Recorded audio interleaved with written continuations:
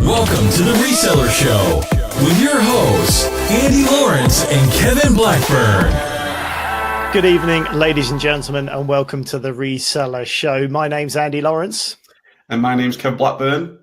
And welcome to session number 12 of the Reseller Show, second one for 2019. Ready to go, ready to rock with the Reseller Chat. How you doing, Kev? I'm doing very, very well, thank you. It's I love Mondays nowadays. Back in the day when I used to work as an electrical engineer, I used to hate Mondays, but I absolutely love Mondays now. It's an amazing feeling. So especially the Reseller Show every Monday, which is great. Yeah, it's good. When especially if you've got some things on your mind you want to get stuck into, you kind of get a bit of a flying start out of the bed thing, and I've got those things I want to get cracking with and have a play with. So yeah, it does make a change. I'm still struggling with the light levels in the morning though, at this time of year though. It doesn't I feel like I want to get up about 9:30, 10 o'clock, but I've got so many things I want to get done, it doesn't really go. But if it's pitch black, I don't want to be up. I don't want to get up when it's pitch black. It's horrible. No, yeah. But yeah, good evening to everybody. And if you're watching this back, listening to this back, we've got loads of awesome guys in the chat tonight. Good evening to everybody. Simon, Sean, Tim, Tony, Chris. Awesome. Jonathan, Nene, so many people in tonight. So yeah, it's good to have you with us. Tim says, I leave my IT job in 8 days to work full time for myself. Can't wait. Awesome, Tim. Congratulations. Sounds good. It's a good feeling, hey? Mm-hmm. So what we're going to talk about this evening, Kev, should we do a bit of news as we're at the top of the show? Yeah, let's do some news. It's been a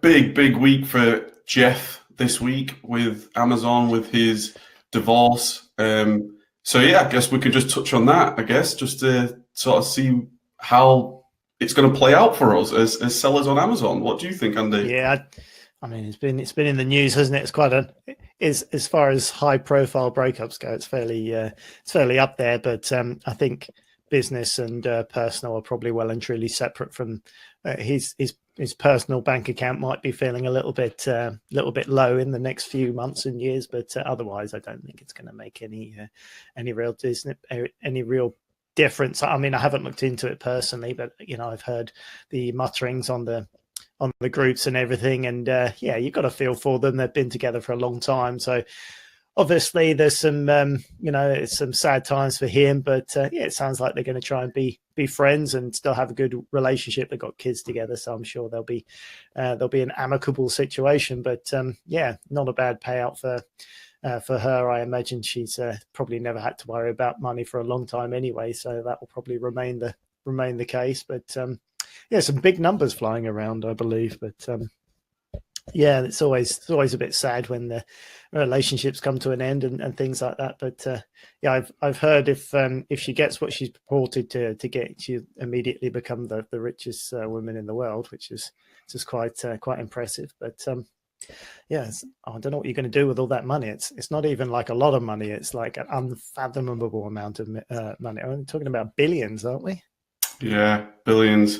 I mean, you could argue that she's the richest woman in the world already with, while she was with Jeff. So I don't think it's going to make much difference, to be honest. I've really no idea how it would work at that sort of scale, whether she end up, I know that I think Jeff, he owns something like 16% of Amazon or something. I'm not entirely sure the right percentage. So I don't know whether she's going to get like 8% or if she's going to get any of Amazon, or if she's going to, no idea. But the chance of it actually affecting us, I can't imagine that being the case. Mm-hmm. 75 billion, Sam reckons. That's ridiculous, isn't it? I mean, 1 billion is hard enough to figure it out. I mean, a million's, quite nice. In this day and age, it's probably not as much as it used to be. Like 10 billion, all right, that would do. But 75 billion, I mean, I can't get my head around that. That's ridiculous, isn't it? Crazy. But another story that I just read, and it was actually on the Daily Mail. So I mean, it's a newspaper, who knows? But it basically the article is titled "Amazon secretly testing delivery drones in the UK countryside as tech giant continues with 30-minute delivery plans despite flying devices disabling London airports. Yeah, So I hope they weren't testing it over Heathrow, or else they'll be getting in trouble. Yeah, I don't know. I think that's probably a slow news day, because I imagine Amazon are probably testing all sorts of things. They've got so much money, they can afford to be in all sorts of revolutionary sort of situations. But I don't know. I can't see. There's so many things that could have issues with delivering things by drone. I mean, people taking pot shots out in the country as something whizzes by. And there's all sorts of things, like if battery malfunctions. You could have. People could have laptop computers dropping out of the sky into their lap as a drone fails or something. I mean, it's bizarre. Someone getting a really big net or something and trying to catch them.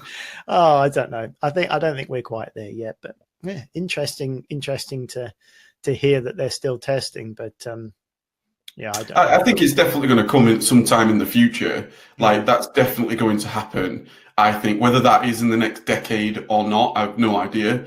But I guess in terms of the 30-minute delivery plans, that really shows the ambition of Amazon. Like, you place, just think about that. You place an order on Amazon and it gets delivered within 30 minutes. I mean, that's just crazy. That's amazing. Yeah. And I think it just goes to show, like we've always said since the start of the Reseller Show, there's never been a better time and more exciting time to be a reseller, whether that is on Amazon or any platform for that matter. Absolutely.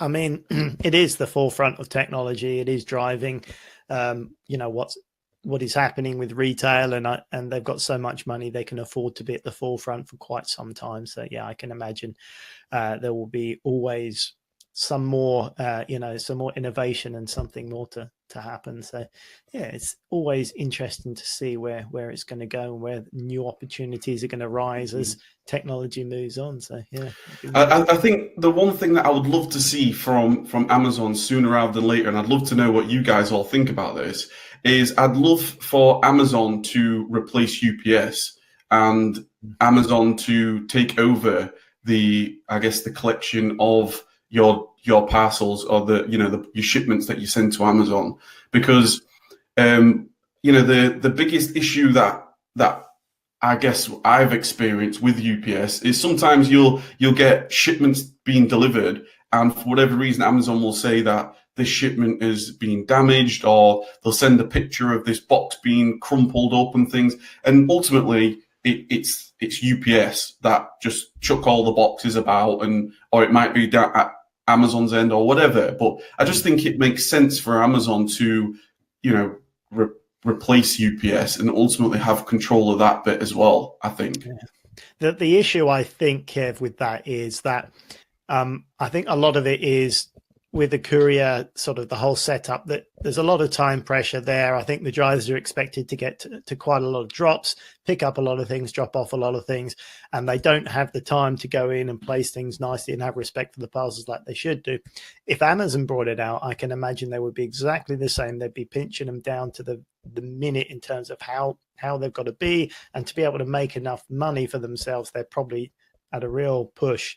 I could easily see the same problem being with Amazon, where it's about what the output is ultimately, rather than how they're taking care of a package. So I can easily see it might even be more efficient to damage parcels and get them there quicker and then pay out for it, than it is to actually just be respectful of them in the first place. I don't know, but it is an issue. It's that time factor that's the issue, is trying to get around everyone. And I know from things I've read online in the past where Amazon workers are in the same way held down to a very tight timeline, and that they're expected to work incredibly quickly and to have a lot of output of their time, and I imagine that would only be the same.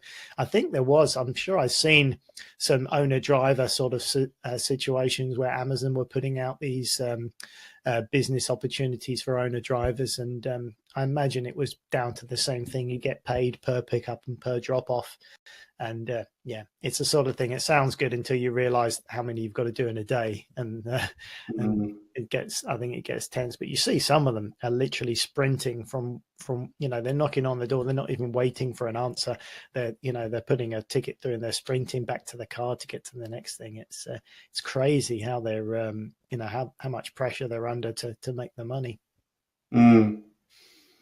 Yeah. But and Sean, I think Sean makes a good point there. If Amazon do take control, then they may put the prices up. Definitely. I don't really know the ins and outs of the relationship between the two and how they work out the costs, but yeah. Yeah, Simon says, I bet a drone would get the package nearer to the front door than some of the delivery drivers do. So that's true. I think some of them are look like they're taking a corner throw or something like that sometimes with the packages, but we can't do much about those guys, unfortunately. I guess their their techniques for leaving them in safe places are always questionable. The amount of time I've pulled parcels out of my dustbin is far too often for my own liking, but there we are. That's what we've got to play with. Anyway, whilst we're chatting about that, what's Simon got to say before we move on? The main issue with UPS, I find, is their customer service. They're terrible. I must admit, I haven't had to deal with them too much. Have you had a lot to do with the customer service, Kev? Not really. Not really. I mean, the one thing that is a bit frustrating from a UPS point of view is having to put collections on every single day and calling UPS up and sort of saying, can we just create an account where it's just a daily pickup, and they'll not do that because you're an Amazon seller instead. That's pretty much the most frustrating bit about it, because although it only takes a couple of, it doesn't take a lot of time just to put a collection on, but it's like we do that Monday through till Friday every single week. So it's one of those things that, yeah, it's a pain. I must admit, it is a pain to get them to come every single time, and all you've got to do is log back on every time. But anyway, moving on from UPS and their fun and games, I think Nenny, who's on tonight, has a question about tax. It's still January. I think still a lot of people are sorting out their fun and games with their tax. It's due in. If you're a non-VAT payer, it's due in by the end of the month. So if you are still doing that, don't leave it until the last day. It's too stressful. Get it sorted and get on top of it. But Nenny says, for inventory, got a tax question. For inventory with no receipt, how do we account for it? Like things bought from the Facebook Marketplace, Gumtree, etc. And she's paid cash for it. So she's not got an invoice, not got a receipt. What's she going to do about that? I mean, my first thought is just to get something down on paper. That's what I would want to try and do. Write it out for yourself. What do you think, Kev? My first thought when you said that was, it's a bit of a dangerous game if you don't have anything at all. Just because Amazon are going down the line of they can just spot check you. They may say provide this documentation. Amazon, they do what they like. So if there's ever a scenario where you've got any products in your store at all in Amazon that you have no documentation for, that does concern me a little bit. And to be honest, I wouldn't do it myself. I would, if I purchase something via cash or Facebook Marketplace, I would, like you said, I would get some type of documentation from that person. I'll ask them for a receipt. Can you write this down? Even if you provided the template, could you just fill this in? Do you know what I mean? Just something. Something is better than nothing. Just because if Amazon do, and they at times will say, can you provide this documentation for whatever reason, and you need to be in a position where you can quickly get that documentation. You never want to be in a position where you are not able to do that, because then you're risking things. Yeah. I mean, it's with used items, it's probably a bit different. I don't think anyone is going to be questioning it would be difficult, because with new items, someone's going to say, maybe they're going to question where you got it from. And so if you've got the receipt, you can say, well, this is where I got it from, and you can prove that. And a used item is always going to be difficult like that. And I wouldn't expect that type of question from Amazon, to be honest with you. So I think it's probably more of a tax issue in terms of how you're gonna track it through the tax system. If Amazon questions something on a used item, I think you're onto a loser anyway. I just don't think you can prove it. If someone says, is it authentic, there's just no way of proving it one way or another if it's used, because it would have been even if you bought it from a charity shop and got a till receipt, what does that prove? Nothing. So I think if you ever got that type of query from Amazon, I think there would be no way of proving it. At least with a new item, you can say I bought it from here, and that would suffice. But in terms of used items, I guess you've just got to take that risk to a certain extent. Excuse me. But in terms of tax, you definitely put something down. Then if you even if you just come home and you write out exactly what the item is, how much you paid for it, and the date, and literally just have a piece of lined paper and list the items out and the price on it, and then you can tie up that with the cash as it came out. I think from a bookkeeping perspective, don't quote me on this, but you could probably, in terms of a cash, in terms of a purchase code, you could put it down as a nominal account into a cash account or something like that. I'm not entirely sure, but if you use bookkeeping software, you probably got a cash account. You could put it down as nominal, something like that. Really, it's not my strong point, tax, but excuse me, frog in my throat. So yeah, that's what I would do. Just have something to, if the tax man ever question what was that for, at least you could say on that date I bought this thing, it cost this much, and that's what that money went to. And just have something is better than nothing. It's not ideal, to be honest with you, but that's all you could do. And if you've made the effort, I don't think they would have too much of a problem with it, personally anyway. But yeah, it is a bit of a tricky one with used items like that. If you're paying cash, you've got to try and keep track of it, but it's not ideal. Just make sure the cash you're taking out is coming out of a dedicated bank account where all your ins and outs are going. Try not to take it out of like your main normal personal account, because then it gets really messy. You can't track it. If you've got one account for your business and at least the cash has come out of that, you can tag it and say, look, that's the date it came out, and that ties up with that bit of paper that has that date on it, and that's what I bought. Better than nothing anyway. But yeah, that would be my advice. Definitely great advice. Especially if you are using, like we said last week, we touched on this topic last week about different accounting softwares and things. If you take some money out your business bank account, that will obviously be on QuickBooks or Sage One or whatever you end up using, and then you can just allocate that transaction to anything that you want, whatever it was that you purchased. And then if you do make some type of documentation or receipt or whatever, you can just attach it, and then I think that would be enough. Yeah, I really would recommend trying to get into some sort of accounting software, because it could be a bit scary at first because there's a lot of tax terms that you've just got to get to know with. But after you play around with it and learn it a little bit, after a while, it makes sense, and it is a lot easier to track things. And the reports you can use with it, you'll then start to really make use of it, and then you'll see the power of it, because you can actually very accurately track what's going on in your business. And that's a lot easier than making it up and guessing what's going on. So yeah, I think an accounting software is worth the time it takes to actually figure out how it works, and the different accountancy terms and the chart of accounts and the purchase codes and all that sort of stuff. It is a bit of a difficult one to figure out to begin with, but it's worth making the effort if you can earlier on, because the more you get into it, the more you're going to make use out of it. So yeah, have a look, and they're not that expensive, so it's worth trying. Software goes, I use Cashflow with a Kashflow. That's what I use.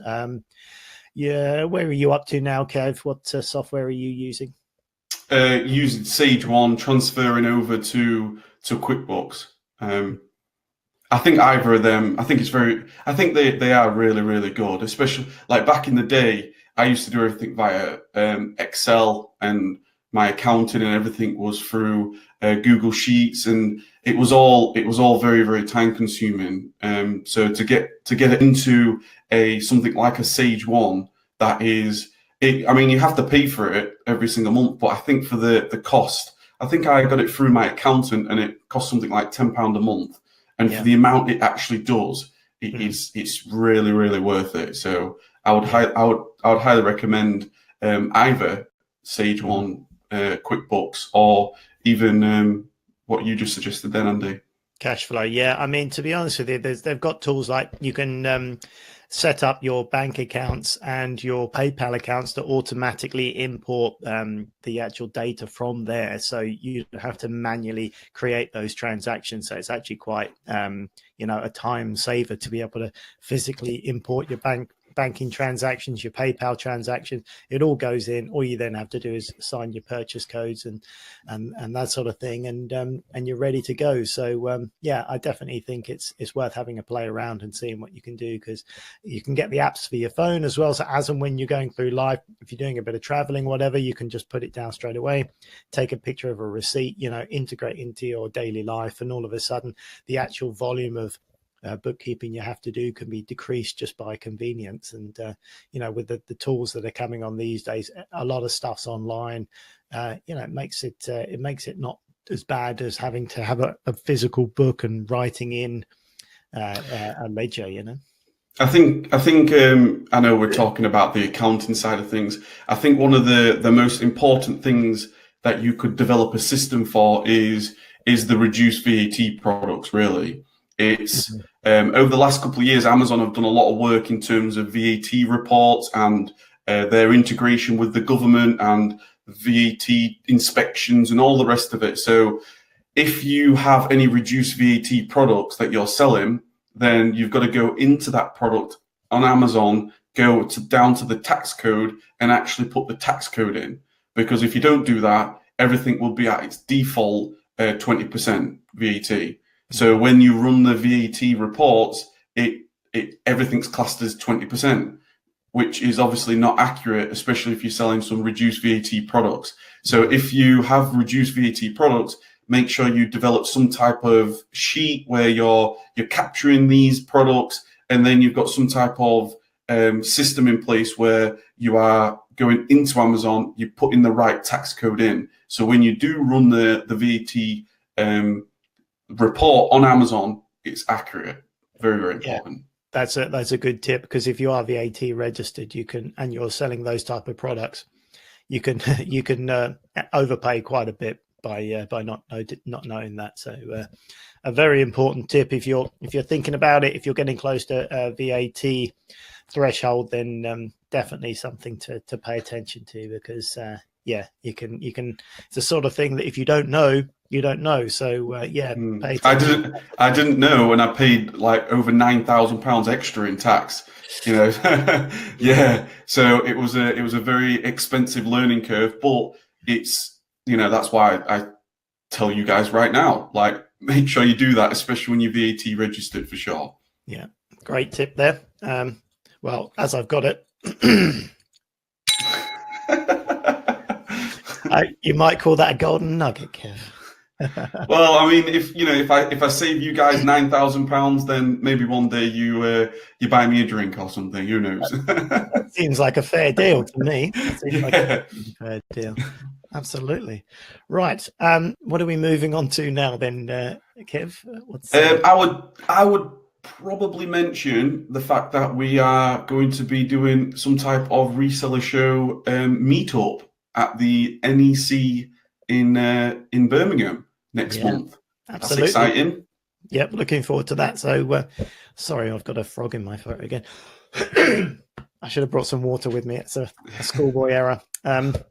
Yeah, so if you're planning to come down to the spring, it's a spring fair next month, then it's going to be on the 7th, the Thursday, the 7th, the last day of the spring fair. We're going to be meeting up. We're going to be trying to do a reseller show live, like we did at Kev's warehouse towards the end of last year. So that'd be really good if we can get together, get a live audience, and answer some questions from the audience again. So looking forward to that. I think the best thing to do, Kev, if we have a look and keep the details on the Reseller Show Facebook group, and we'll put the details of meetup information where we're going to be, so you can check that. But yeah, that would be the thing to do. Yeah, I've already got there's an event in the Facebook group, and you can see all the information there. We will confirm time on the day. We'll confirm all the information, most likely where we will meet. We can go for a coffee or something. We can go for a drink, have a wander around, just talk all things sort of spring fair, really. It's an exciting day. It's an exciting place. There's a lot of things going on, and it's obviously going to be a pleasure to see you guys all in face to face. It's great doing this virtually. It's great doing this sort of around the country and things. But there's nothing quite like just sitting down and having a coffee together and talking reselling stuff. Yeah, absolutely. It's just a good excuse to get together, really. A lot of people are going to be there anyway. It's fairly central, so why not? So all the information, how can people get to the Facebook group? There's going to be links around this, I'd imagine. And if you go to, I think there's going to be, is it resellershow.com/Facebook? I think so. Sounds familiar. Yeah. I mean, if you search for Reseller Show on Facebook, it will come up anyway. But otherwise, if you go to resellershow.com, I think there is a link to the Facebook group there anyway. So either way, you should be subscribed to the Facebook group, because that's where we put all the notifications about what's going on anyway. So it's a good thing to join the Facebook group anyway. So it would be great to see you. Sean, what's Sean saying? Problem being full-time employed is the hours it costs you. My business is growing and hoping one day I'm full-time self-employed and free up lots of hours and be flexible. Good things come to those who wait and sacrifice.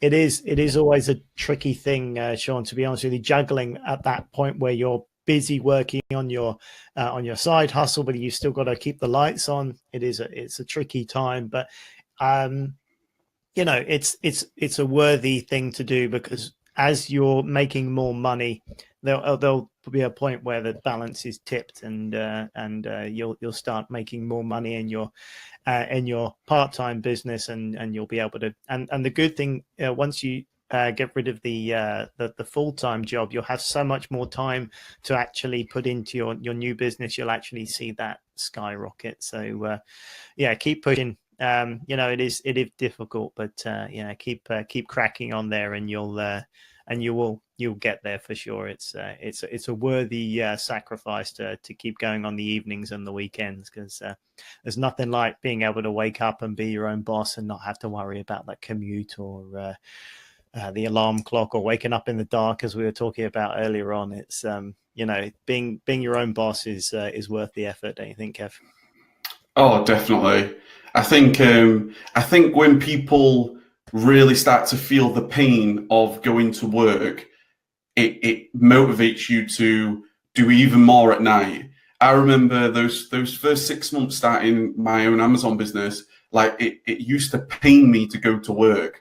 And even when I was at work, I was just kept on thinking, it was like building that pain threshold, like I can't wait just to get home to work for myself.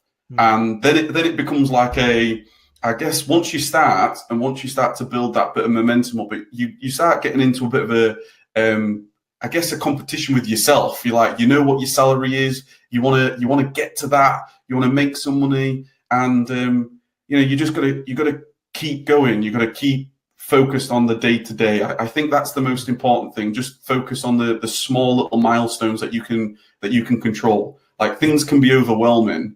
That's definitely what helped me right at the beginning. I used to set myself, this is how I used to work right at the beginning. I used to be at work, and then I used to go, right, tonight, if I just found like £200 worth of stuff, £200 worth of products, and I'm not going to stop until I find £200 worth of products. And like those little small little goals, it just keeps you going. Instead of thinking I need to replace my £30,000 per year income, which is like, oh, so scary. I'll just focus on the day to day. So Sean, the fact that you're saying, good things come to those who wait and sacrifice. I would like to say there, good things come to those who take massive action every single day and make it happen, because it's amazing on how quick your life can change.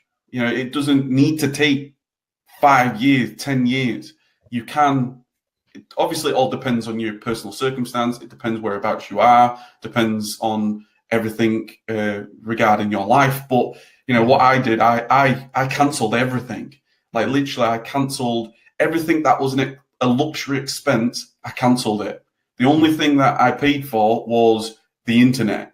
That was it. We got rid of Sky, movies, sports. It's all gone. Like, we are doing this and we're doing it as quickly as possible. So, if you've got to make money, but if you can lower your expenses as well, then obviously you're going to get there quicker. So keep going, Sean, and keep going. Anybody who's really committed to doing this, because that pain that you feel going to full-time jobs, that is a good thing. That's a good thing, because it encourages you and motivates you to keep going. Yeah, absolutely. It is good to focus on those smaller objectives, because, as you say, you look at the big mountain and it's kind of overwhelming. So focus on those smaller objectives. That's why it's good in January to make those plans, as we've been talking about in previous episode. Plan out the month, plan out the year, plan out the quarter. Find out what's going to get you to those goals. Break it down. How much have I got to make in the year, which means how much have I got to make in a month, which means how much have I got to make each day to make it work? And then how am I going to go about doing that? What am I going to have to find? How many items a day am I going to find? Break it down into that, and then you can realize, actually, that's not too bad. I can achieve that. How are you going to go about it? And then put it into practical terms, and then execute, then follow that through. Excuse me, and then just keep going, just keep pushing on, find other items, find other avenues, find other ways to do it, and increase from there. One step at a time.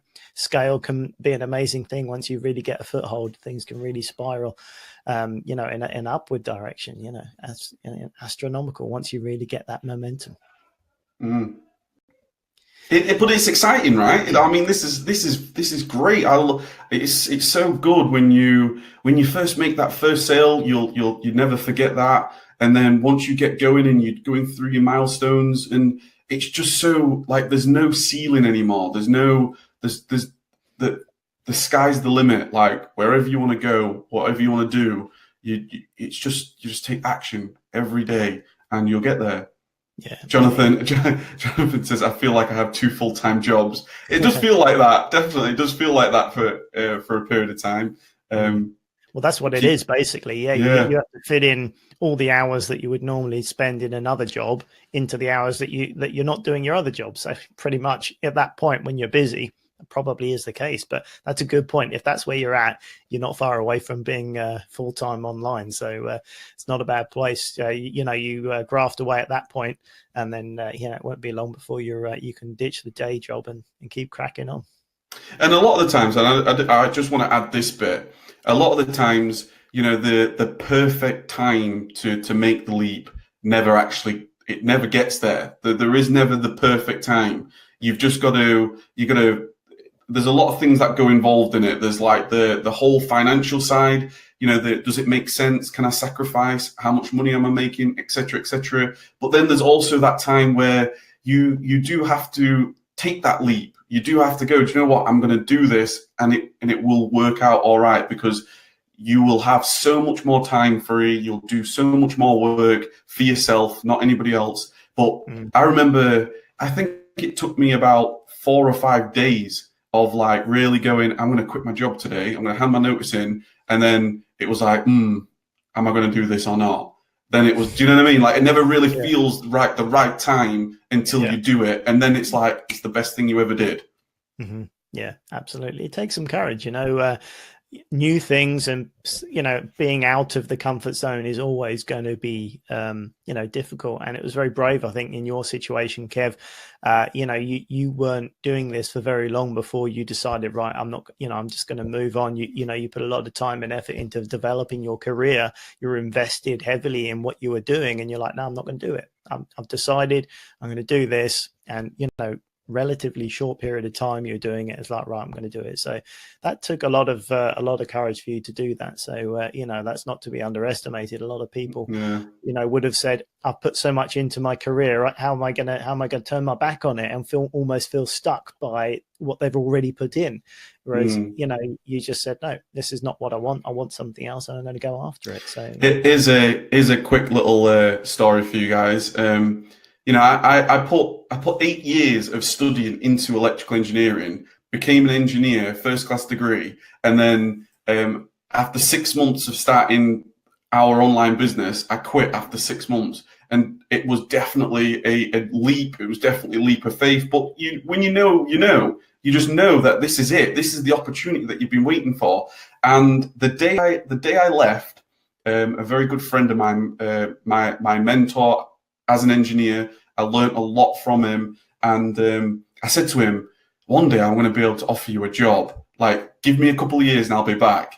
And funny enough, this weekend, he's now working for us part-time.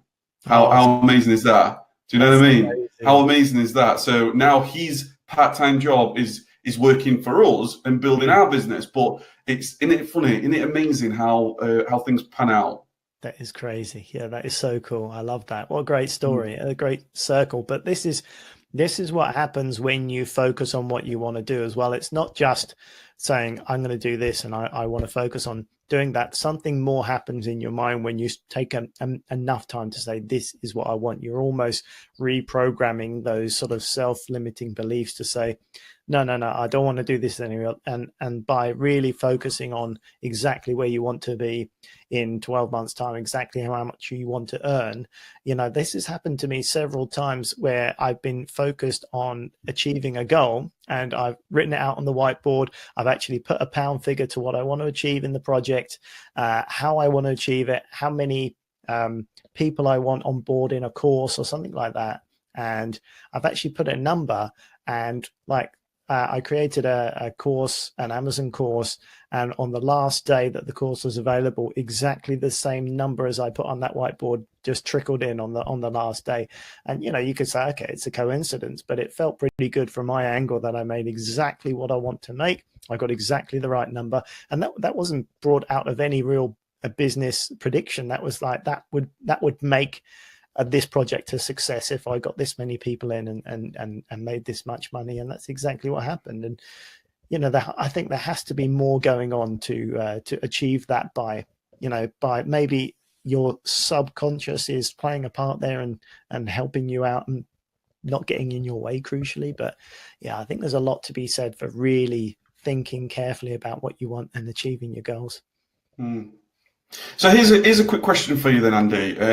I was, because we've just mentioned the spring fair and the trade show and things, and a lot of you guys are most likely thinking of going. I think Jonathan said that he's already got his ticket. So you've been going to trade shows for a number of years, probably best part of a decade now, Andy. Is there any sort of planning that you do prior and the sort of time scale? Because this is going to be the first spring fair that I've gone to. This is going to be the second trade show that I've gone to. And I'm already thinking in my mind some of the things that I'm thinking of potentially doing maybe differently second time than I did the first time. Do you have any type of, I guess, sort of like pre-planning on what you're going to be doing? Do you know what I mean? Yeah, I do to a certain extent. I like to have a plan in mind of where I want to go, who I want to speak to.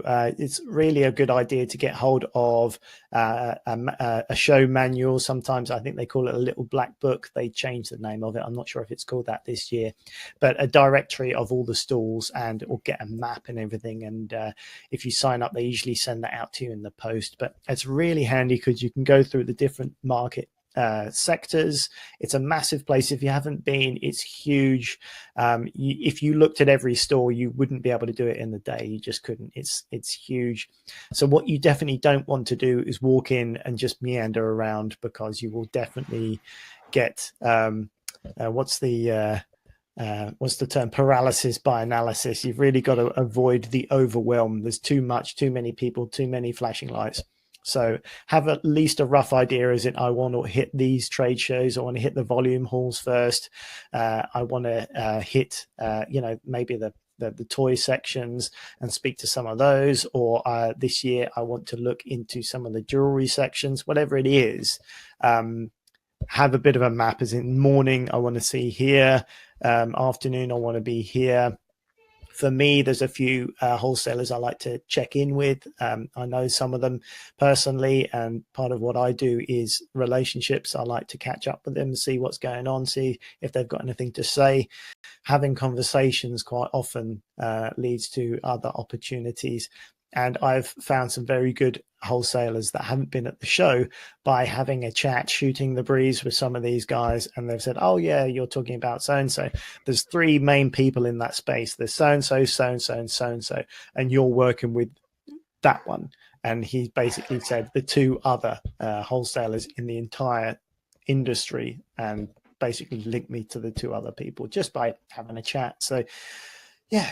Definitely do that. Speak to people and make connections with people, and that way you can say, how's it going, how things, your football team's doing really badly, sorry about that, whatever.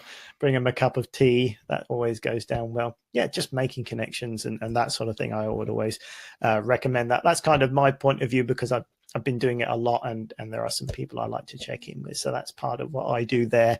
But yeah, the rest of the time is looking, speaking to people, finding new products, see what's going on as well, because people here are they're showing products for next year, next season. In the spring show, they'll be showing you what's coming out for the summer and autumn as well. Up to that far, the autumn show we'll be showing you what's coming on next year and things like that. So definitely worth planning. John says Little Black Book this year. Okay, they're killing it. The Little Black Book. Get one of those. It's worth leafing through. There's a list of all the wholesalers in there. So look up their websites if you like, find their contact details, see out of all the different people, there's a whole directory of everyone there. Have a look if you want, spend some time, look them up and see which ones you want to talk to, and then make a note and make a list of people. And they've got each stand has their own code. They'll have like E52 or something. So it'll be Hall E, row 52, and so you can find them using that code once you figure it out. So yeah, that's what I would do.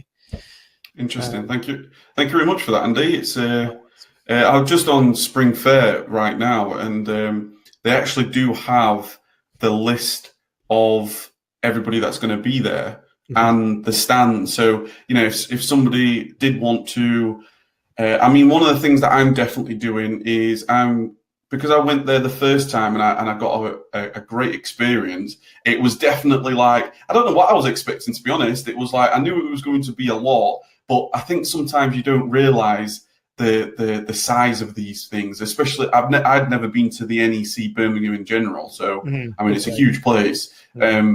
But it can definitely be overwhelming, especially if you don't have an idea of, okay, I'm looking for a toys and games, or I'm looking for a groceries, or I'm looking for, or whatever. Do you know what I mean? You need to have something instead of just walking in.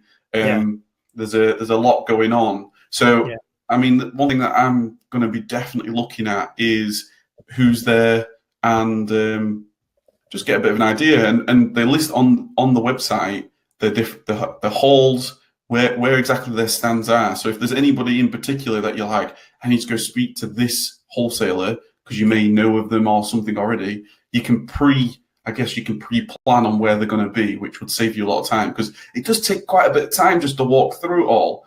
Like you could spend hours just walking and not doing an awful lot. Absolutely. Because there's several entrances, if you end up going into the entrance where you walk into the homewares area, you could spend 15 minutes walking through, bedspreads and side tables and coffee tables before you get to anything you actually want to see. So yeah, it's also useful if you can see a map of the whole place. There will be an overview map, and find the trade halls that you want to be in. You should be able to see where those entrances are closest, and you figure out how best to get to those entrances, because they've got park and ride buses. The car park's so big. If you park close, you can just walk in. But if you're If you're there a bit later, you might have to jump on the park and ride bus, and then different buses will be going to different entrances. So if you can get a rough idea of that, that will save you maybe 15 minutes in the morning trying to walk back to where you need to be because you've come into the wrong side. So all good things to be aware of for sure. And just as an interesting sort of, I guess, a different take of it all, if we have anybody here or even listening to this back who's potentially on the other side of things, you can even apply for a stand. So if you are into private label, or you are wanting to, instead of you trying to build a relationship with a wholesaler or whoever's there, it looks like there's, from the looks of things and looking through all this list of how many people are here, I think some of them may be just like a private label a company who's just trying to sell their stuff as well. So that's interesting. That's definitely a topic for, I'd love to know if anybody is a private label seller within our community who's looking at ever doing something like that, because that's a whole new board game altogether then. Because I'm thinking for myself, one day, once you get your private label up and running and things, it'd be an interesting experiment just to see if you can get your own stand. That'd be awesome. Yeah, absolutely. I mean, that you definitely see those type of people where you can tell there's just two people that are building their own brand. They're creating their own products, and they're there. They've got a relatively small stand. It's not a big business, but yeah, you can tell those people they've got maybe 3 or 4 different product lines, and they're building their business, and they're there trying to make deals business to business. And it's great to see because they're quite often new innovative products. They've designed them themselves. They've gone out and got samples and got them produced, and they're building their brands, and some of them are very cool. And the other thing is, you're getting people that may have a potentially very good product right at the beginning of their lifespan, and you may well be able to breach that. They may be more receptive to online sellers at that stage while they're getting their brand out there. The only thing is, if they're doing that, there's no reason why they wouldn't be able to sell on Amazon for themselves, rather than you come in there saying, would you be prepared for me to sell on Amazon? They'd be like, well, we do it anyway, so why would we give ourselves competition? So there is that, but it's always worth having the conversation, because they may be looking to make use of that to expand their expand their sort of cash flow at the beginning, and just give someone that opportunity to say, okay, you can be the guy that sells our stuff on Amazon, just get that cash flow going. I don't know, but interesting to see how people evolve, and you get the dinosaurs that have been there for 20 years and have very established traditional businesses that are massive and entrenched in the industry, and then the new guys coming in all the time. So a real eclectic mix of people for sure. Definitely, it's very exciting. I love it. Plus, it's that hustle and bustle. It's that it's the face to face. You're talking to people, you're getting to know people, and I would recommend anybody go into it just because we're so used to being in our own space, and you're in front of your own laptop, your own computer, and you're like, wow, this is a real person. It's a real life. It's like a real thing. Instead of being by yourself. So, it's excited. Fun. It is good fun. Is it a meetup to go around together or after, Nini? Yeah, we should probably clarify the meetup is the Reseller Show podcast meetup. So what we do a live Reseller Show. So we would do this, but at an event, so we can have a bit of a live audience. We can talk about some stuff, answer some questions, and we'll record it for the podcast there and then, which is quite good fun. I don't suggest it's probably a great idea for 30 people walking around the show together. It may freak out the wholesalers a little bit. So I don't think we'll be doing that, but certainly we'll be meeting up. We can grab a coffee and we can have a chat and doing that for sure. It will probably be outside the halls in some of the public areas. We'll find a place and we'll add that on Facebook about where it's going to be, what time and where we'll be meeting up. And we'll figure out a way of doing that. But it's going to be fun, and it's always good just to get together. If nothing else, get together, have a good chat, and to compare notes and stuff is always good fun. So taking the opportunity to hang out face to face whilst we're all in the same location is the idea, don't you think, Kev? Oh, definitely. Definitely. I'm convinced there will be some type of, I know we're not going to be walking around in a huge gang around there, but I'm convinced that there's going to be some type of, we'll probably have a coffee, some guy, because you're there, you most likely want to have a look at some stuff. Oh, sure. It's going to be there's nothing too strict. Who knows what we might, and I don't know how the recording's going to work, but we'll figure it out. We're very flexible that day.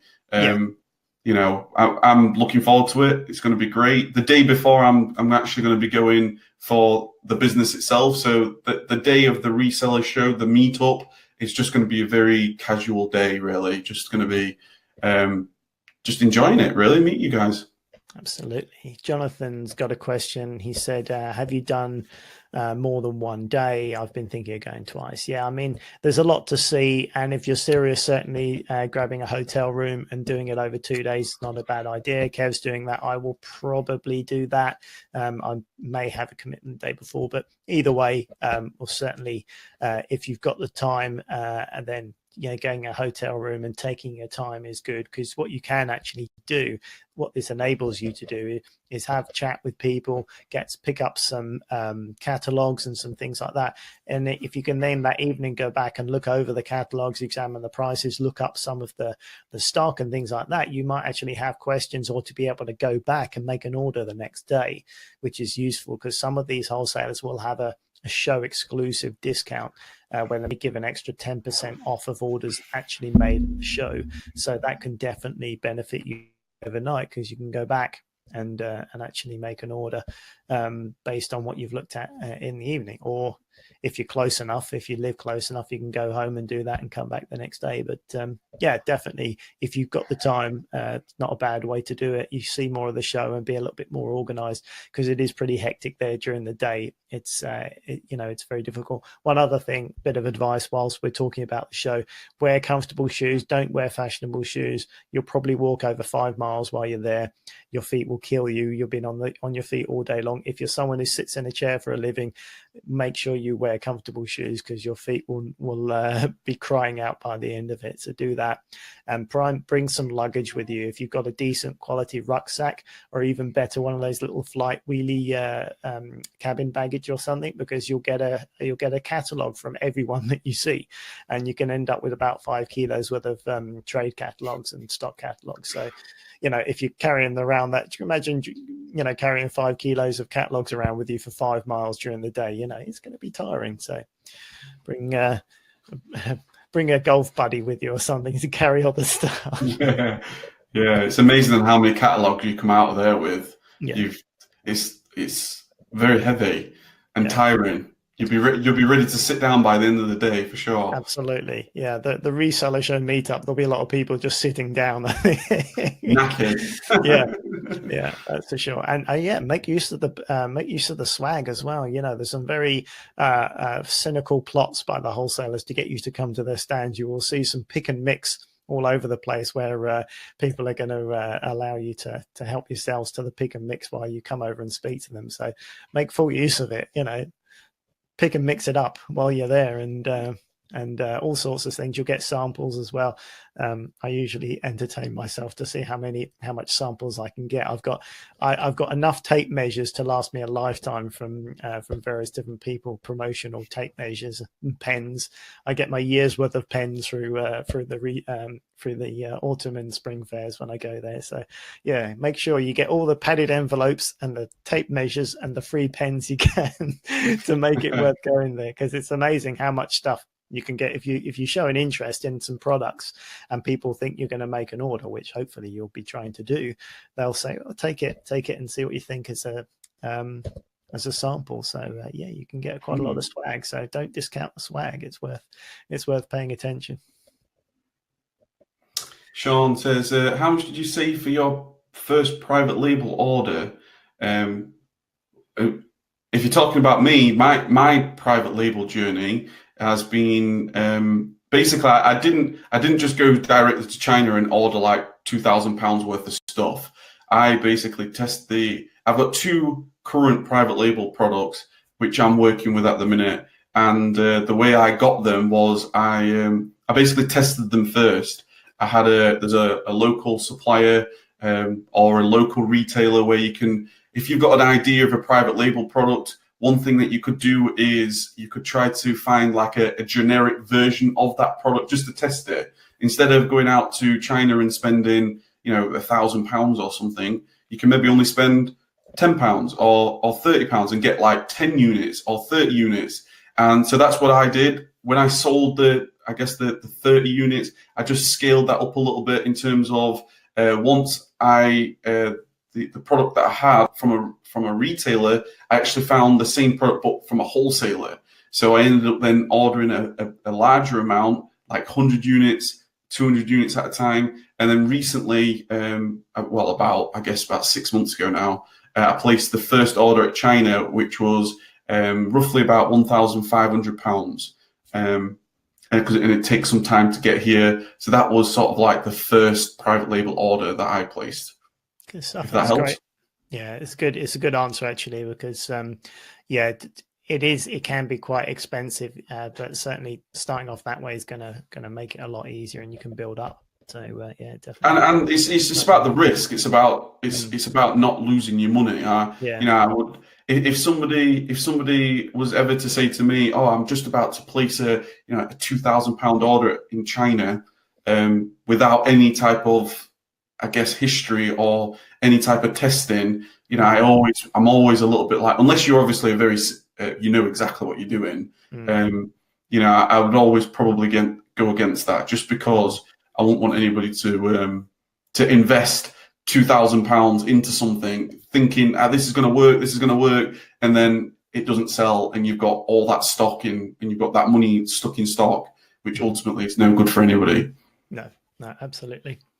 Right, so we've gone over the hour mark again. We always get carried away with all these questions. We've had some fantastic questions, so thank you for getting involved, guys. There's a couple more. I think we should definitely answer these questions. We should answer the questions that we've got for sure. Definitely. Sam said, would having business cards and a static website be a good idea for a newbie looking for a wholesaler? Yes. Yes. Do it. You've obviously heard that from someone quite knowledgeable, I would say. Do that. Make a one-page static website. Get some business cards to match the website.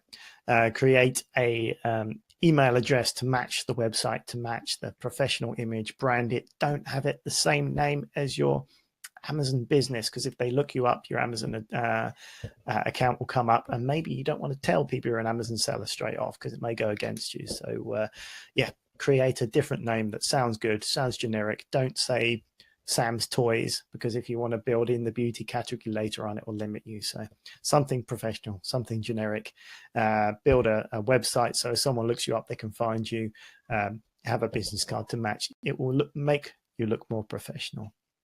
Yes, do that. Awesome. And Tim said, we'll listen to the rest of the show via podcast, hopefully back next Monday. Well, if you're listening to this back, Tim, it's been a pleasure to have you tonight. We really appreciate you. Yeah, thanks for coming on, and hopefully we'll see you on Monday as well. It's always, you guys make the podcast with your questions, so it's great. So Paul's got a question regarding returns, Kev. If the reason is unable to find address on a Amazon return, is it worth querying with Amazon for a possible reimbursement? You read somewhere it was, but not sure. What do you think? Interesting. If the reason is unable to find address, so they've tried to deliver and they just can't find the address, is it worth querying with Amazon for possible reimbursement? Yeah, I don't think it can help. It can't harm anything.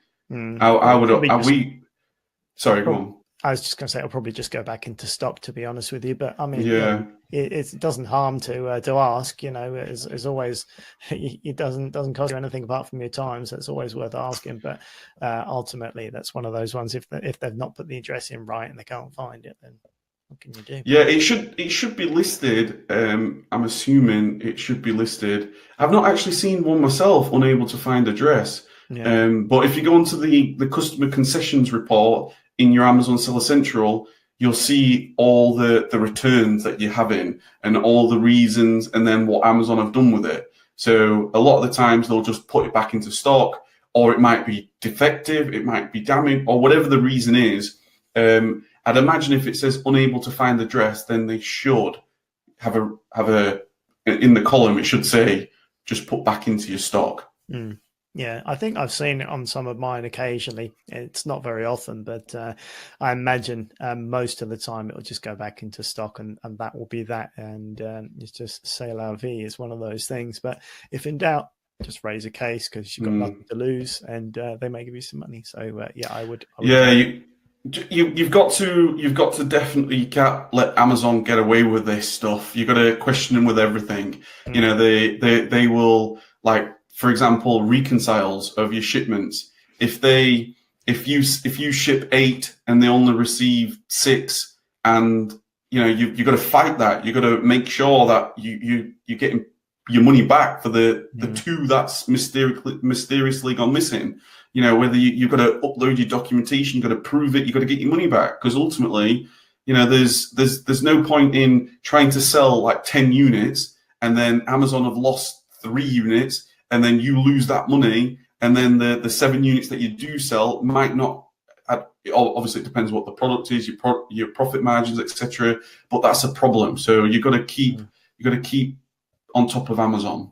So I'm just interrupting at this part of the show just to say we had some technical difficulties and we were not able to record the end of the show. So on behalf of myself and Andy, thank you so much for watching this week's Reseller Show. We are back next week and every Monday live at 7 p.m. on Mondays, and the podcast is released and published throughout YouTube and across all platforms every single Tuesday at 7 p.m. So thank you guys very, very much. I hope you've enjoyed this session, and looking forward to hearing what you've got to say in the comments, in the community, in the Facebook group. And until next session, take care. Welcome to the Reseller Show with your hosts, Andy Lawrence and Kevin Blackburn.